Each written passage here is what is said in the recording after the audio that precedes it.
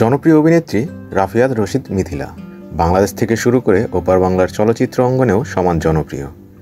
ক্যারিয়ারের পাশাপাশি ব্যক্তিগত জীবনেও তিনি বারবার আলোচনার কেন্দ্রে।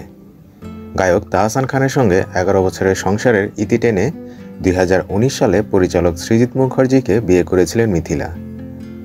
শুরুর দিকে তাদের দাম্পত্যকে ঘিরে ছিল আলোচনার ঝড়, তবে সম্প্রতি শোনা যাচ্ছে তাদের সম্পর্কে নাকি ফাটল ধরেছে।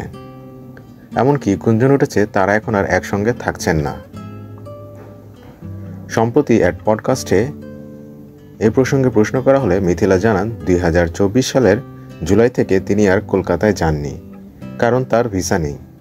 এ মন্তব্যেই জল্পনা আরও তীব্র হয়। সঞ্চালক যখন জিজ্ঞেস করেন সৃজিত এখনও আপনার স্বামী আছেন কিনা, উত্তরে খানিকটা ধোঁয়াশা রেখে মিথিলা বলেন, এটা তো যারা বলছে তারাই বলছে, আমি কিছু বলবো না। পরে পাসপোর্টে সৃজিতের নাম রয়েছে কিনা জানতে চাইলে অভিনেত্রী বলেন, হ্যাঁ, পাসপোর্টে তার নাম আছেন। এ মন্তব্যে তাদের সম্পর্কের বর্তমান অবস্থান নিয়ে রহস্য আরও গভীর হয়েছে। এর মাঝে টলিউডের নতুন আলোচনা এসেছে আরেক নাম, অভিনেত্রী সুস্মিতা চট্টোপাধ্যায়। সাম্প্রতিক সময়ে পূজা থেকে শুরু করে চলচ্চিত্র প্রিমিয়ার প্রায় সব আয়োজনেই সৃজিত ও সুস্মিতাকে একসঙ্গে দেখা যাচ্ছে, যদিও তারা এটিকে নিছক বন্ধুত্ব বলেই দাবি করছেন।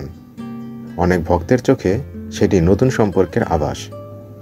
অন্যদিকে মিথিলা বর্তমানে মেয়েকে নিয়ে ঢাকায় থাকেন এবং নিজেকে ব্যস্ত রেখেছেন অভিনয় ও পেশাগত কাজে। ফলে দুই বাংলার মিডিয়াতে এখন সবচেয়ে আলোচিত প্রশ্ন, সৃজিত মিথিলার সম্পর্কে কি সত্যি ভাঙন নেমে এসেছে, নাকি সবকিছুই নিছক গুঞ্জন?